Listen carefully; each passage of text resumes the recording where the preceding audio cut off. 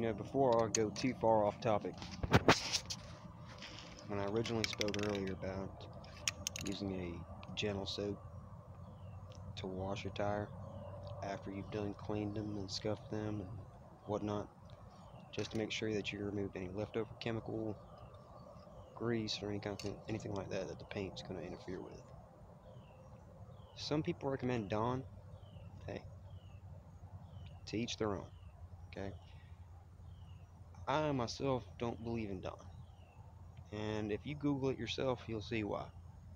Dawn is a petroleum-based product, which means it's oil-based. And I'm not going to say anything more due to lawsuit reasons, but just Google it. I myself use Palmolive for my dishes and everything else. Palmolive is safe. I would trust it with my kids. Okay, so just a little notoriety on that. So now, remember that metallic blue I told you about? This is it right here. It's cheap. $4 a can. Bear in mind that you get what you pay for. That is the all-American way.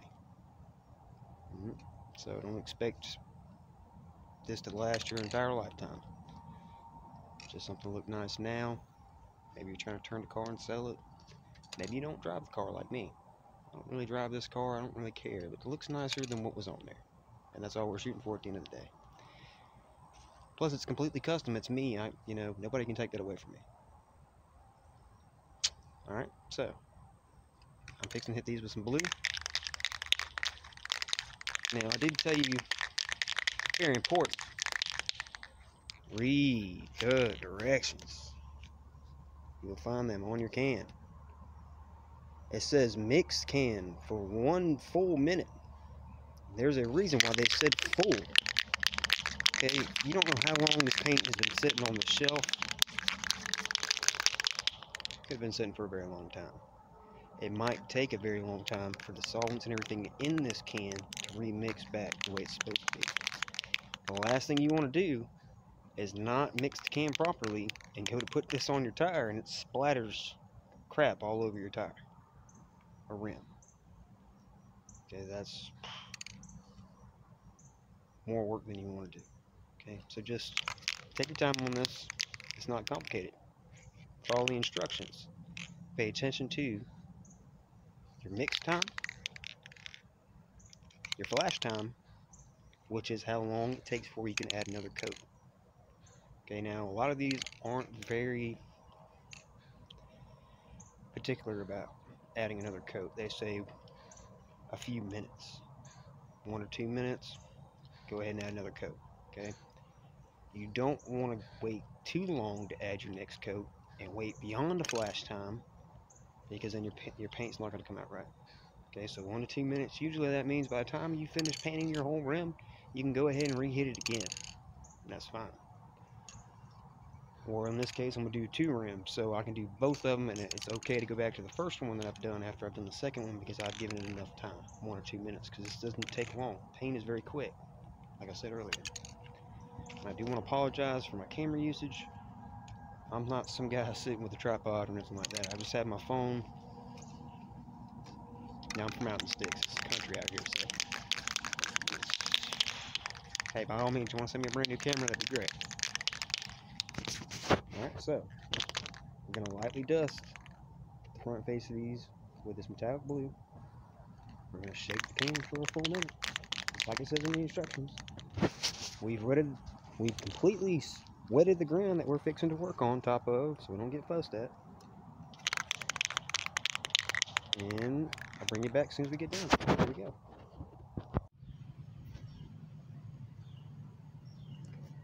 Okay, so if you notice here with the first coat, which was actually applied a little bit heavier than you generally want to do, but you see how transparent it still is? Because we haven't changed the complete color of the rim yet. Your first coat should be a light dust, okay? And that's pretty much what we're looking for right here. Now, it's 5 to 10 minute flash time on this paint, so I'll have to wait 5 10 minutes before I add my second coat on top of it. Some of these guys out here use heat guns and whatnot to try to bake their paint on, or whatever other reason, speed up the process of the paint. But look, you know, to each their own. You know, I'm not knocking anybody's idea or whatever works for them. You know, more power to you if that's what works for you. But from my general knowledge of paint, you don't want to speed up the drying time of the paint. Okay, the reason for that is because although you might take your heat gun and heat the top of the paint and dry the top to touch, it might not be cured underneath. And the solvents that are in the paint that keep it from turning solid while it's in the can before it's used might still have to release from the paint. So if you are to try to dry your paint very fast and then put another coat on top of the paint, you're going to end up with a paint that never hardens and it always stays soft, which will peel right off.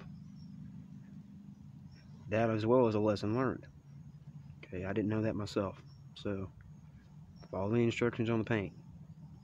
Okay, the reason they're there is because of bad experiences and complaints. That's why they took the time to tell you how to use their product. Okay, so just use it how they say, and your end result should be all right. So, again, we've lightly dusted both rims. Now, it is important that you don't spray your tires or your rims in one position. That you roll your rims while you're painting them, hence why I have to do this while I'm not recording, because I can't roll the tire, spray it, and record at the same time with the situation that I have for recording. But the reason for that is because of the different angles. Okay, if you spray your tires sitting down just like this, it won't be uniform completely all the way around. You'll have missed a lot of spots. So if you spray it while you roll it, you'll get a uniform look as this appears right now. Like, again, this is not complicated. It's only complicated if you make it. So we're going to wait about 5 minutes on this, and then we're going to dust them one more time. It's still going to be a light coat, almost transparent. We're not changing the color of the outside of the rims just yet, but I am going to make sure that I hit this area just a little bit heavier than I hit the rest of the rim. And the reason for that is because when I overspray the backside with the black, it's going to land on this area right here. And I don't want to change the color of this area right here yet until it is blue. Then the overspray from the black will be okay. That's what gave me the look that I have, that you see on the other rims. I'm trying to duplicate that, so I'm not going to change anything from how I came upon that. Alright, so I'll bring y'all back in just a few minutes. Thank you for staying tuned. Okay, so here we are back with the rims again. Now I know the light's probably giving you a shimmer effect because they are metallic, but if you try to look closely, they've had 2 coats. Okay, so they're still not completely coated with blue, and you can still see somewhat transparency in the paint. This is exactly what you want. You're supposed to have 2 light coats, and then your additional coat will be the 3rd coat, which will be a wet coat. And what they mean by a wet coat is that you apply the product heavy enough that you cover the whole surface. Okay? So, which will give you the perfect condition for your paint to apply correctly, or stick if you want to call it that. Alright, now I've already done the back side of the rim. Okay, the back side of the rims have had 2 coats. Okay, I lightly dusted them like I did the blue to start with. I don't know how well y'all can see this.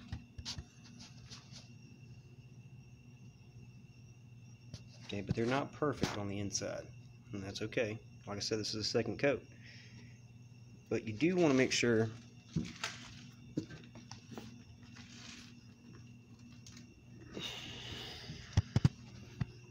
that these little spots right here inside of the rim, that you hit those.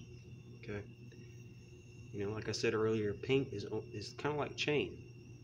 It's only as strong as your weakest link. So if you have anywhere that the paint is going to be fragile or it's going to flake, it will cause the paint to flake everywhere. Okay. So make sure you hit those heavy spots, any edges, anything like that, with your second coat. Now by your third coat, you're going to give it a heavy coat. It's going to be a complete wet coat. You're going to completely cover it with no intentions to have an additional coat. Now, in between your coats, make sure you give it enough time. Now, for this particular paint that I'm using, I believe 5 minutes is the time frame that I have between coats. So after you spray the inside of the rim, it is 5 minutes before you can spray it again. This does vary depending on the environment that you are in, but in general average, you should be okay as long as it's hotter than 50 degrees outside and is cooler than 90. One thing I did miss to say, whenever you're washing your rims and stuff, that you don't want to do it in direct sunlight, especially depending on the chemical that you're using, because most of the time with a lot of the heavy chemicals that you use to clean your tires and stuff with, they have a bleaching effect that is caused by UV, excuse me. So you'll find that out in a hard learned lesson, if anything else.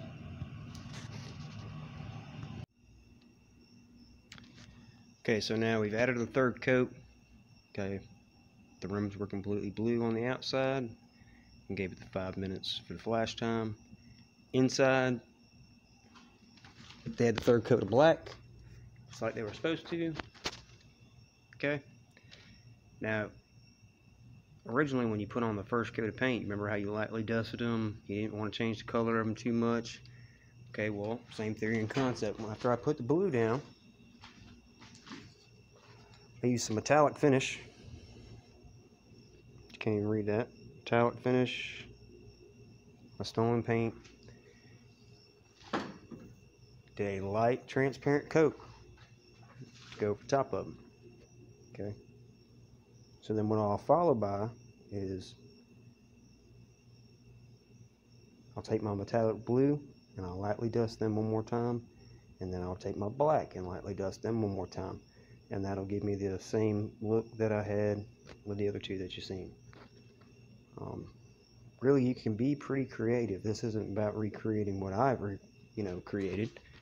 It's about making it your own. Something that you did yourself.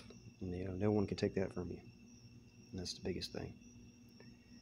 So now that you've kind of seen what I've got and what I've done, now don't forget your lugs.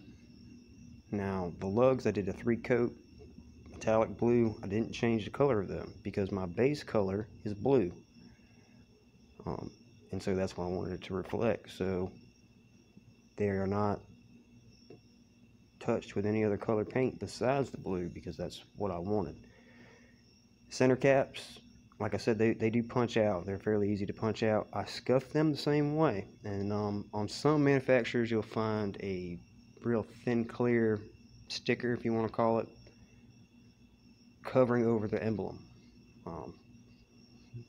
The vehicle, these rims just so happen to be going on as a 03, so the sticker was already kind of peeling off. The manufacturer's emblem was half missing.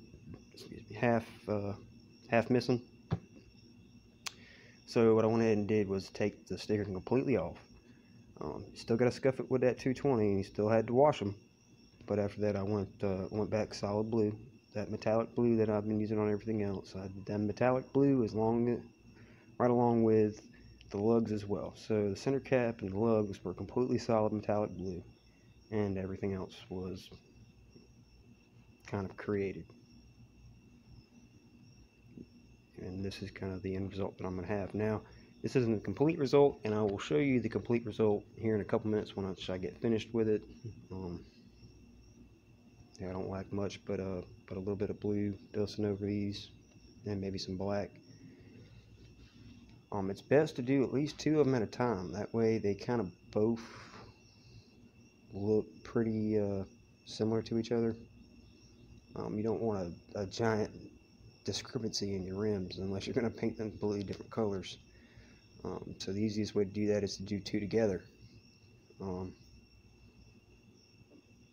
I chose to do the rear first and then the front, but some would do one front tire, one rear tire, to kind of give you that same look from each side, because they're not going to be completely the same no matter what you do, because you can't duplicate something like this twice, unless you're very fortunate and lucky. So all questions, comments are very appreciated in the comment box, but we frown upon negativity, so positivity is welcome, and negativity is ignored. I appreciate your time for viewing in on doing this, and I hope y'all have a really great experience with add a little character to your vehicle or your life, you know. So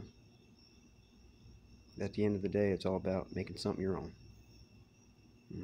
I appreciate you staying tuned, and hopefully if we get enough views on this, we'll do a few more videos.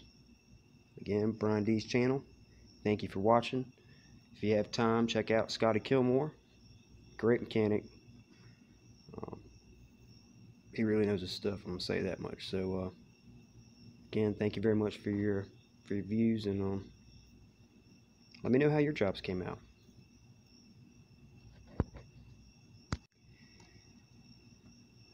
Okay, just a quick view on the finished product here. These are complete. I did fail to mention, though, I do have some clear coat that I'm going to put on these, which is going to go on my paint gun, and I'm going to clear coat them professionally, if you want to call it that.